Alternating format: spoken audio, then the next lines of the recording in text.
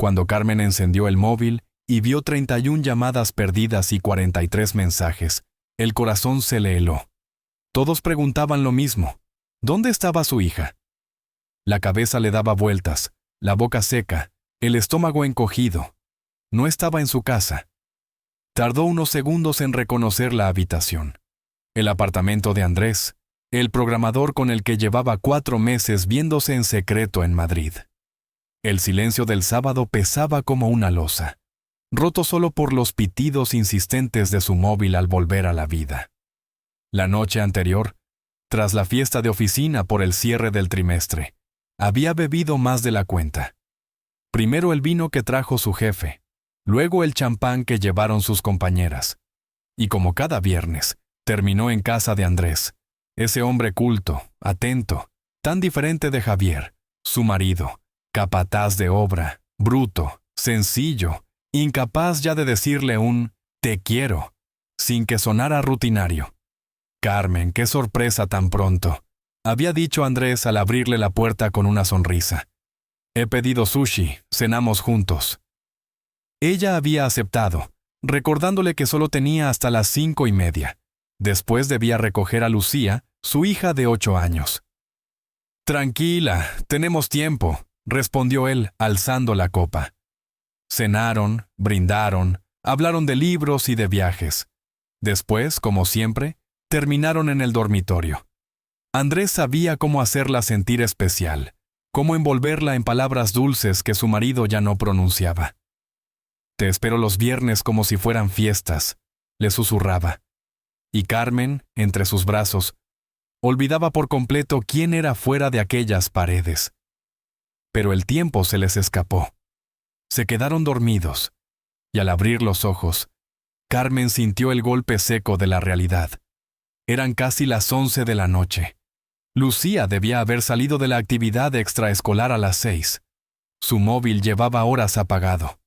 El pánico se apoderó de ella. Lo encendió con las manos temblorosas y la pantalla se iluminó con decenas de notificaciones. Primero, los mensajes de la tutora. «Señora Martín, su hija sigue aquí. Son las 7.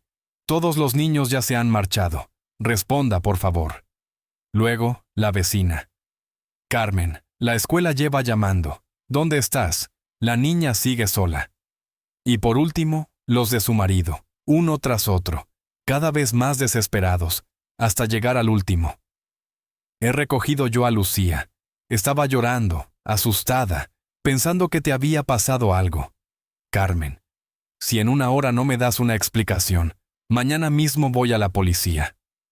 La respiración de Carmen se volvió entrecortada. Andrés, aún medio dormido, murmuró: «¿Qué ocurre, cariño?». Ella apenas podía articular palabra. La culpa y el miedo la golpeaban con la misma fuerza. Había perdido de vista lo más importante, su hija, y ahora todo pendía de un hilo. «¿Dónde estabas anoche, Carmen?». La pregunta de Javier atravesó el silencio como un cuchillo. Su voz era fría, tan distinta a la del hombre que ella conocía.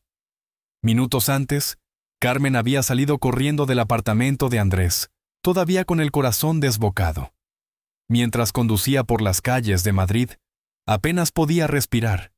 Intentó marcar a su marido una y otra vez, pero él no respondía. ¿Qué le voy a decir? ¿Cómo lo voy a explicar? El volante temblaba bajo sus manos. Al llegar al bloque, el coche de Javier no estaba. El piso, en penumbra. La ausencia de las zapatillas rosas de Lucía en la entrada fue como una bofetada. Marcó de nuevo el número de su marido. Esta vez contestó. «¿Cómo está Lucía?», preguntó con la voz rota. «¿Dónde estabas tú?», respondió él sin titubear. Cada palabra golpeaba más fuerte que la anterior. Le contó cómo había encontrado a su hija llorando, sola en el pasillo del colegio, mientras todos los demás niños ya habían vuelto a casa. La profesora casi había llamado a emergencias, convencida de que algo le había pasado a su madre. Carmen apretó los párpados, las lágrimas resbalándole por las mejillas. «Perdóname, Javier. Me quedé en la fiesta del trabajo. Se me pasó la hora». «¿Una fiesta hasta las 11:30 con el móvil apagado?». replicó él, con un tono que no dejaba lugar a dudas. Carmen, llevo 15 años levantándome a las 6 para ir a la obra. Sé perfectamente a qué hora acaban vuestras celebraciones. No me mientas. El silencio posterior fue insoportable. Estoy demasiado enfadado. Mañana hablaremos, dijo antes de colgar, dejándola sola en el piso vacío. Esa noche, Carmen no pegó ojo. Recorrió cada rincón del apartamento inventando excusas que se derrumbaban una tras otra. Se sentó en la cama de Lucía, entre sus peluches, y vio un dibujo sobre la mesilla. La niña había dibujado a los tres, cogidos de la mano, sonriendo. El nudo en su garganta se hizo insoportable. ¿Cómo había podido olvidar a su propia hija? A la mañana siguiente intentó llamar a Javier. Silencio. Solo al mediodía recibió un escueto mensaje. He llevado yo a Lucía al colegio. Yo mismo la recogeré. Esta noche hablamos. Las horas se hicieron eternas.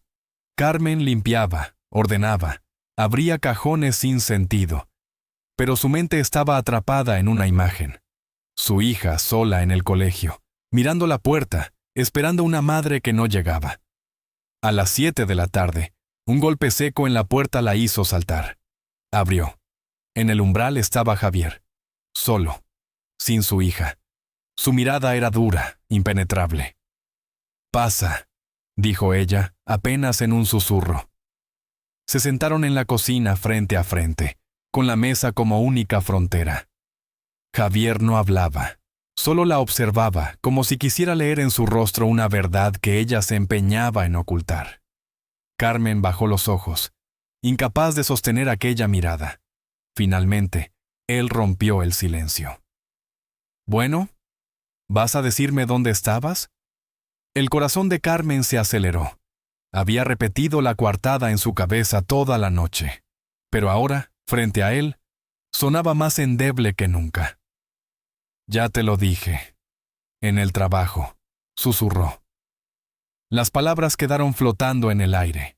Javier no parpadeó, no se movió. Pero en el fondo de sus ojos brillaba algo distinto.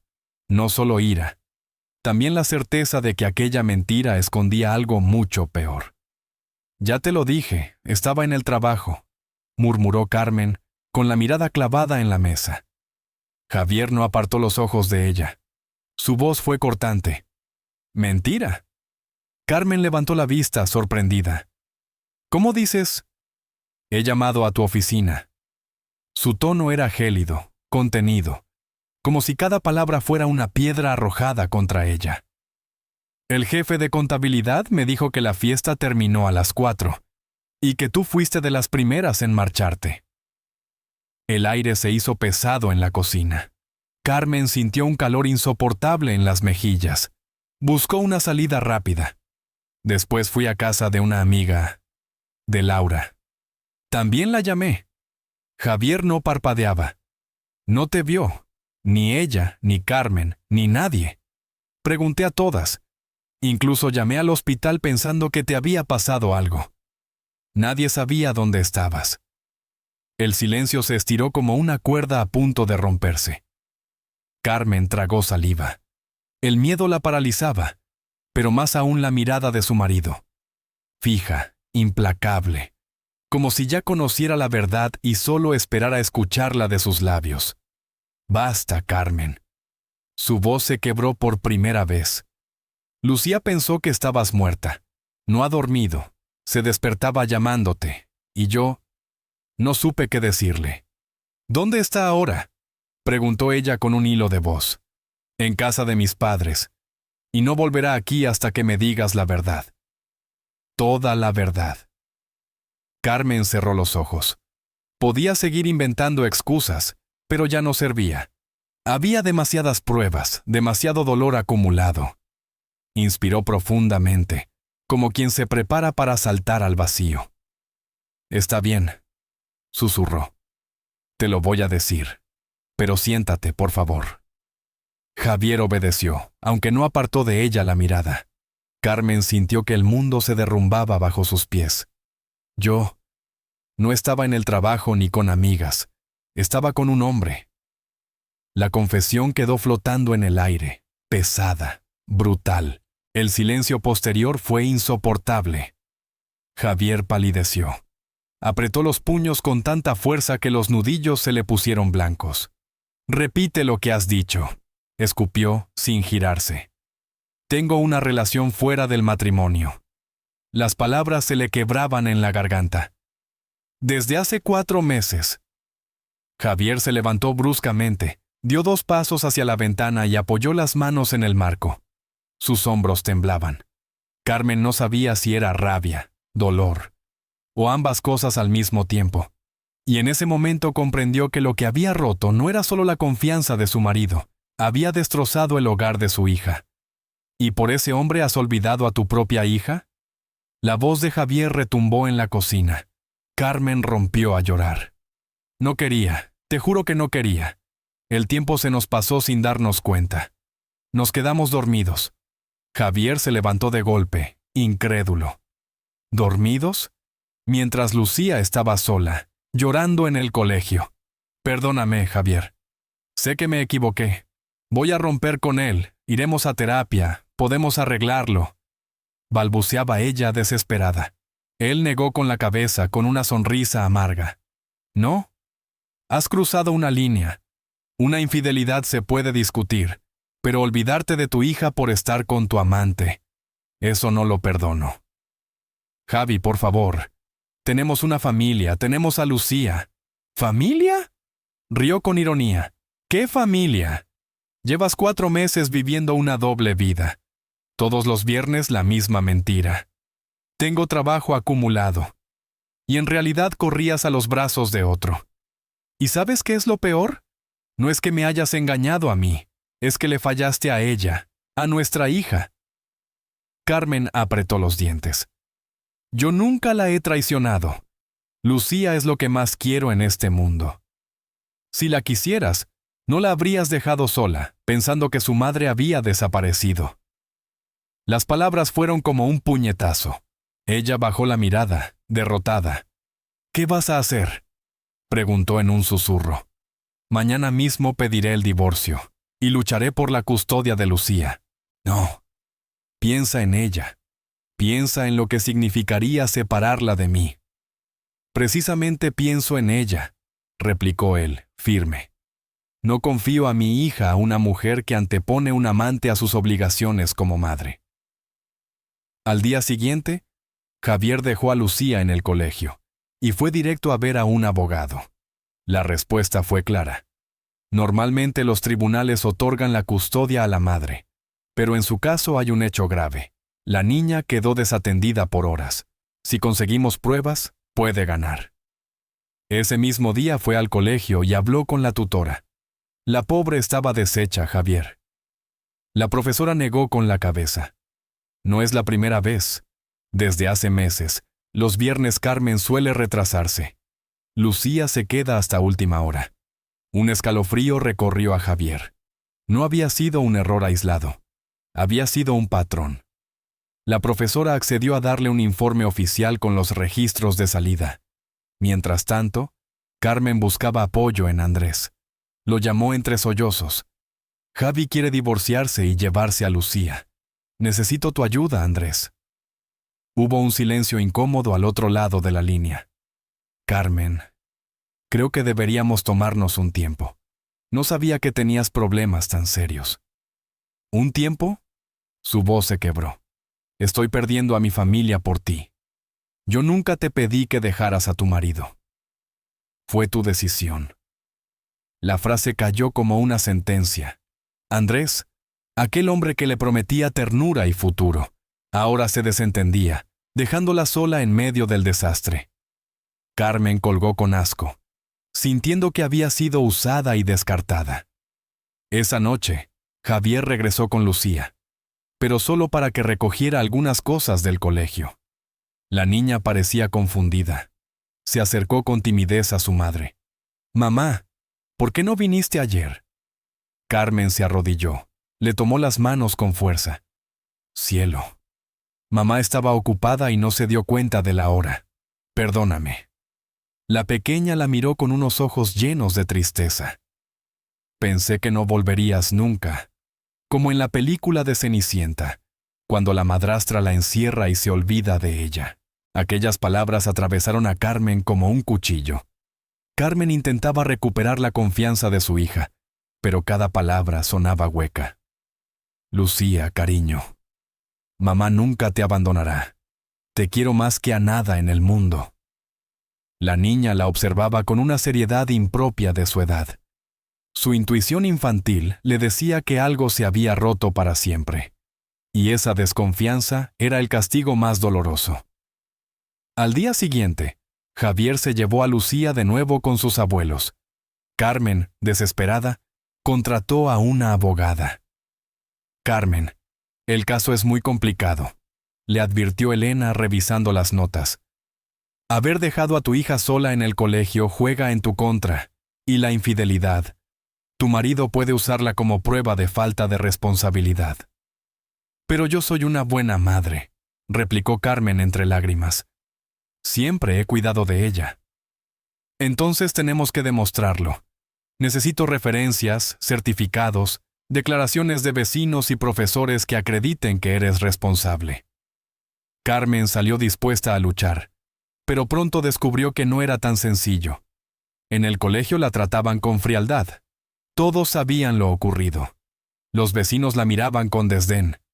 Incluso la pediatra, al entregarle un certificado, murmuró: ¿Es cierto que dejó a Lucía sola hasta las 8? Las habladurías se habían extendido como pólvora. En el barrio ya no era Carmen de la cuarta puerta. Ahora era la mujer que engañó a su marido y se olvidó de su hija. Mientras tanto, Andrés se desvanecía de su vida. No respondía llamadas ni mensajes. Cuando ella fue hasta su portal, él habló desde el otro lado de la puerta. «Carmen, vete. No tenemos nada de qué hablar». ¿Nada? ¿4 meses juntos? Solo fue un pasatiempo. Nunca te prometí nada. Fue un golpe letal. Andrés, el hombre por el que había arriesgado todo, la dejaba sola justo cuando más lo necesitaba. Y las cosas siguieron empeorando. En el trabajo, sus compañeros cuchicheaban a sus espaldas. Su jefe la llamó a su despacho y, con gesto incómodo, le aconsejó mantener los problemas personales fuera de la oficina. Lucía, por su parte, empezó a negarse a verla. Cuando Javier le preguntaba si quería ir con su madre, la niña bajaba la cabeza. «No, me olvidó en el cole». Y como si fuera poco, los vecinos la señalaban. La portera hablaba a gritos en el patio. «Con un marido bueno y una hija preciosa, y se va con otro. Y encima deja a la niña abandonada». Carmen se convirtió en una paria. En la tienda, en el colegio, en su propio portal. Una semana antes del juicio, ocurrió lo inesperado. Andrés tuvo un accidente de coche. Volvía de visitar a otra mujer casada. Perdió el control en una curva y se estrelló contra un árbol. Fue hospitalizado en estado crítico. Carmen se enteró por casualidad, al pasar junto al coche destrozado en la carretera. Corrió al hospital, pero no la dejaron entrar. Solo familiares podían visitarle. Andrés nunca despertó. Falleció a los pocos días por un traumatismo cráneoencefálico. Carmen fue al funeral. De pie, apartada, contempló el ataúd. Sintió rabia, tristeza, pero sobre todo vacío. Ese hombre, por el que había destruido a su familia, ni siquiera le había dado lo que prometía. Todo había sido humo. 2 semanas después, se celebró el juicio. Javier llegó con su abogado y una carpeta repleta de documentos. Certificados del colegio, declaraciones de profesores, testimonios de vecinos. Carmen lo supo en cuanto lo vio. Estaba perdido todo. El día del juicio, Carmen apenas podía sostenerse en pie. Lo único que tenía a su favor eran un par de certificados médicos y una carta de su empresa. Frente a ella, Javier llegó acompañado de su abogado y una carpeta repleta de pruebas. La jueza repasó los documentos con gesto severo. Declaraciones de profesores, registros de entradas y salidas del colegio, incluso un informe de que el 15 de marzo, Lucía había permanecido sola hasta las 8 de la tarde. Señora Martín, dijo la jueza mirándola fijamente, explique al tribunal por qué su hija se quedó sin supervisión durante tantas horas. Carmen se levantó temblando. Su señoría estaba ocupada y... No me di cuenta de cómo pasó el tiempo. ¿Ocupada en qué exactamente?, insistió la jueza.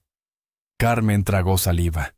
No podía decir la verdad, pero tampoco sabía mentir más. Me reuní con un conocido. Un murmullo recorrió la sala. La jueza tomó nota. Es decir, mientras su hija de 8 años la esperaba en el colegio, usted estaba con otro hombre. Sí, respondió Carmen, apenas audible. El siguiente testimonio fue el de la tutora. Lucía estaba destrozada, explicó la profesora. Lloraba. Decía que su madre siempre llega puntual y que algo malo había ocurrido. Aquella noche estaba convencida de que su madre había muerto. ¿Se trató de un caso aislado?, preguntó la jueza. Por desgracia, no. En los últimos meses la señora Martín llegó tarde casi todos los viernes. Lucía solía ser la última en salir de clase. Las palabras eran un martillo golpeando sin tregua. El desenlace ya era inevitable. La sentencia fue clara. La custodia principal quedaba en manos del padre. Carmen solo podría ver a su hija los fines de semana, de 10 de la mañana a 6 de la tarde. Carmen sintió que el suelo se hundía bajo sus pies, pero lo peor aún estaba por llegar. Al salir de la sala, Javier se le acercó. Carmen, quiero que lo sepas. Lucía todavía no está preparada para verte. Tiene miedo de que vuelvas a olvidarla. Ella misma me lo dijo. ¿Y si mamá me pierde otra vez? Aquellas palabras fueron el golpe final. Carmen comprendió que no solo había perdido la custodia, había perdido la confianza de su propia hija. Los meses siguientes fueron una agonía. Los encuentros con Lucía eran fríos, tensos, llenos de silencios. ¿Qué tal el cole?, preguntaba Carmen. Bien, contestaba la niña sin mirarla. ¿Y con papá? Bien, me ha comprado una bici nueva. Lucía parecía construir un muro invisible entre ellas. En el trabajo tampoco había consuelo. Sus compañeros cuchicheaban, y su jefe la señalaba como un ejemplo de lo que dañaba la reputación del departamento. Se cambió de empresa, pero en Madrid las habladurías viajaban rápido. Su historia la precedía a todas partes. En su vida personal ocurría lo mismo. Los hombres que conocía perdían el interés en cuanto se enteraban de que estaba divorciada y que había perdido la custodia. Uno llegó a decírselo en la cara. Si una mujer pierde a su propia hija, es que algo no va bien. Pasaron 2 años. Lucía creció. Se convirtió en una niña de 10 años alegre, fuerte, cada vez más parecida a su padre. Javier la cuidaba con devoción, la llevaba a clases de baile, la ayudaba con los deberes, le leía cuentos antes de dormir. La niña florecía junto a él. Carmen, en cambio, vivía atrapada en un piso vacío, con visitas cada vez más esporádicas. Y en esos breves encuentros, siempre llegaba la misma pregunta. «Mamá, ¿por qué me olvidaste en el colegio?». Cada vez que la escuchaba, Carmen sentía que el corazón se le partía en 2. Solo podía responder con un hilo de voz. «Mamá cometió un error, cariño. Un error que lo había cambiado todo para siempre». «¿No volverás a hacerlo nunca?», preguntó Lucía con la voz temblorosa. «Nunca, te lo prometo», susurró Carmen, aunque en el fondo sabía que su hija no la creía del todo. Pasaron 3 años. Javier rehizo su vida. Empezó a salir con Olga, una profesora de la escuela de Lucía. Era joven, amable y cariñosa. La niña se encariñó enseguida con ella. «Mamá, la tía Olga me hace trenzas muy bonitas y tortitas riquísimas», le contó un día Lucía, con una sonrisa que desgarró a Carmen por dentro. Los celos y el dolor se mezclaron en su pecho. Otra mujer ocupaba ahora su lugar. ¿Y papá? ¿Papá la quiere?, preguntó Carmen conteniendo el aliento. ¿Sí? Y me preguntaron si me parecía bien que se casaran. Yo dije que sí. 6 meses después, Javier y Olga se casaron en una ceremonia sencilla pero llena de alegría. Lucía fue dama de honor, radiante, feliz. Carmen, en cambio, miraba las fotos en redes sociales desde su soledad. Las imágenes eran demoledoras. Su hija, su exmarido y la nueva esposa formando la familia que ella misma había destrozado. Con el tiempo, Olga dejó de ser solo una madrastra. Se convirtió en una verdadera segunda madre para Lucía. Tanto que en una de las visitas, la niña le dijo sin rodeos: «Mamá Olga me dice que debo respetarte porque me diste a luz, pero estoy mejor con ella». Aquellas palabras atravesaron a Carmen como un cuchillo. El vínculo madre-hija ya no existía. Quedaba solo un trato frío, distante, casi protocolario. Cuando Lucía cumplió 16 años, tomó su propia decisión. «Papá, quiero dejar de ver a mamá. No quiero decepcionar a Olga. Con ella estoy bien, y con mamá ya no tengo nada que hablar». Javier no insistió. Sabía que obligarla sería hacerle daño. Carmen recibió la noticia como una condena. A partir de entonces, solo le llegaban invitaciones formales, tarjetas impersonales. En los cumpleaños de su hija ya no había abrazos, ni risas, solo el silencio de un sobre frío. Los años pasaron. Carmen intentó rehacer su vida, pero nada funcionaba. Los hombres huían al enterarse de su historia. En el trabajo la señalaban. En el barrio la evitaban. Su vida se redujo a un pequeño apartamento alquilado y a noches interminables recordando una sola tarde, la del error que lo cambió todo. Lucía, en cambio, floreció. Se convirtió en una joven brillante, estudió medicina, se casó con un buen hombre y tuvo 2 hijos. En las fotos familiares siempre aparecía rodeada de sonrisas. Su padre, su madre Olga, los abuelos, los pequeños corriendo alrededor. Carmen nunca estaba allí. Solo observaba de lejos, como una sombra. A los 50 años, Javier seguía siendo un hombre fuerte, y Olga, una mujer elegante, querida por todos. Los nietos corrían hacia ellos, los abrazaban con risas contagiosas. Carmen los veía desde lejos, con el cabello canoso, el rostro envejecido y la espalda encorvada por la soledad. Cada viernes, el día maldito en que todo empezó, se acercaba al antiguo colegio de su hija. Se quedaba de pie junto a la valla, mirando hacia adentro, reviviendo una y otra vez aquella tarde en que apagó el teléfono y lo perdió todo. Si pudiera volver atrás, murmuraba. Pero el tiempo no perdona. En la casa de Javier y Olga, mientras tanto, la vida seguía. Risas, cenas familiares, planes de vacaciones, abrazos sinceros. Nadie recordaba ya a la mujer que un día formó parte de aquella familia y que, por un error imperdonable, se quedó para siempre al margen. Moraleja. Hay errores que marcan la vida para siempre. La traición, la mentira y el olvido pueden destruir lo más sagrado, la confianza de quienes más amamos. Carmen creyó que podía tenerlo todo, una familia estable y al mismo tiempo, una aventura secreta. Pensó que podía engañar a su marido, a su hija y hasta al destino. Pero la vida no perdona ese tipo de engaños. Lo más terrible no fue la infidelidad. Lo insoportable fue la traición a su deber como madre. Olvidarse de su hija por pasar la tarde con un amante fue la prueba definitiva de que sus prioridades estaban completamente distorsionadas. Y eso, el tribunal, su marido y hasta la propia niña se lo hicieron pagar. Javier actuó con firmeza. No perdonó lo imperdonable. La confianza es el pilar de cualquier familia, y la protección de un hijo debe ser siempre sagrada. Cuando una madre pone por delante sus deseos momentáneos frente al bienestar de su hija, deja de ser digna de ese título. ¿Y Andrés? Su final fue tan simbólico como inevitable. Pasó su vida seduciendo mujeres casadas, jugando con familias ajenas, sin asumir responsabilidades, y terminó pagando con su propia vida, víctima de la misma imprudencia con la que había vivido.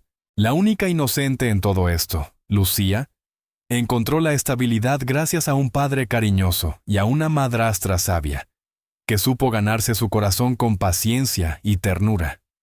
Con el tiempo, la propia niña decidió apartarse de su madre biológica, porque los niños, mejor que nadie, saben reconocer quién los ama de verdad. La justicia prevaleció. Carmen quedó sola, atrapada en sus recuerdos y en su arrepentimiento, mientras los demás reconstruyeron una nueva vida llena de amor y felicidad. Y ahora, queridos espectadores, os lanzo la pregunta: ¿creéis que Javier debía haberla perdonado por el bien de la familia? ¿Pensáis que Lucía hizo lo correcto al alejarse de su madre? Dejad vuestra opinión en los comentarios. Vuestra visión hará este debate aún más intenso.